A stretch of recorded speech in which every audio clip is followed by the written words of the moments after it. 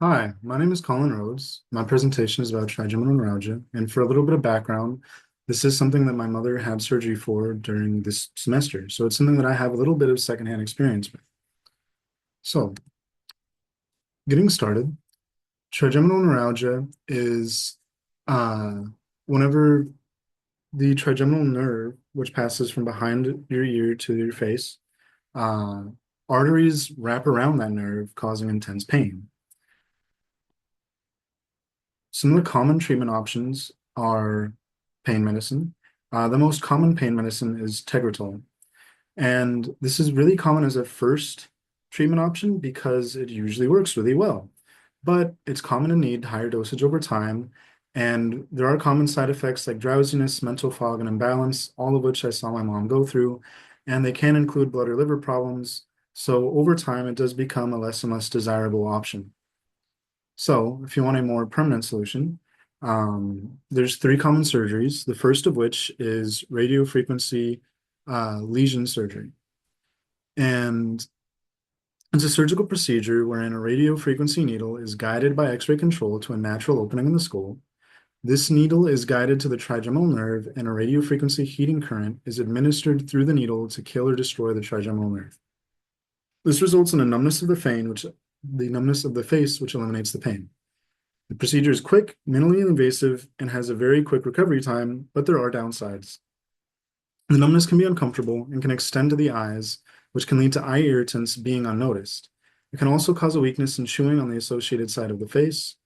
Despite these discomforts, there are a reported 98 to 99% of patients that find the pain of trigeminal neuralgia far worse. So, the second procedure is gamma knife surgery. So, gamma knife surgery is performed by delivering a high dose of ionizing radiation in a single treatment session using multiple beams precisely focused at the target inside the brain. The target, of course, being the trigeminal nerve.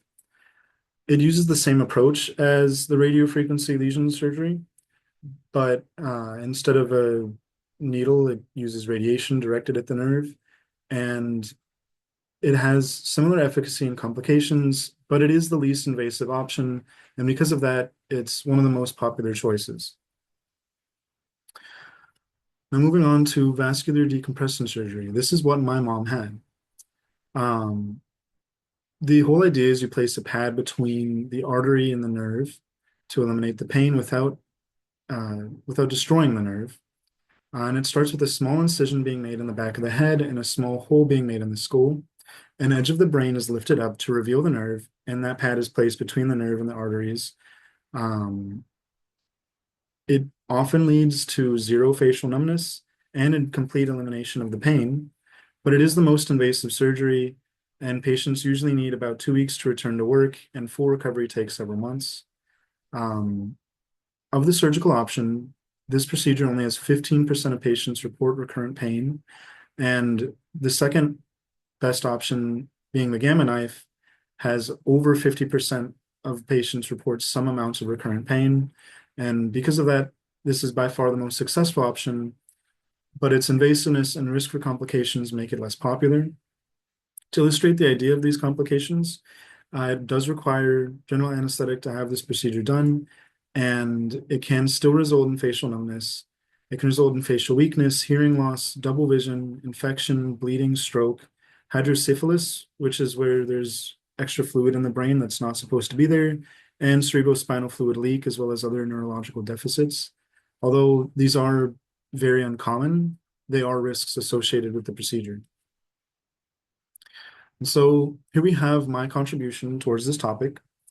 On the left, I modeled the trigeminal nerve having the pressure of the artery placed in the middle, perpendicular to the nerve.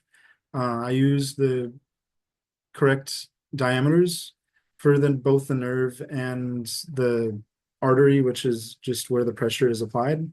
The pressure comes from, for a high blood pressure, is 120 over 80 millimeters mercury. And that 120 millimeters mercury is equivalent to 15,998.7 pascals.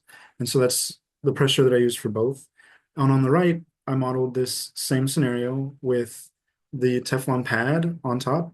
And you can see that the stress is very much lowered for the nerve because a lot of that stress is absorbed by the Teflon pad. And that concludes my presentation. Here's the references that I used, and thank you for your time.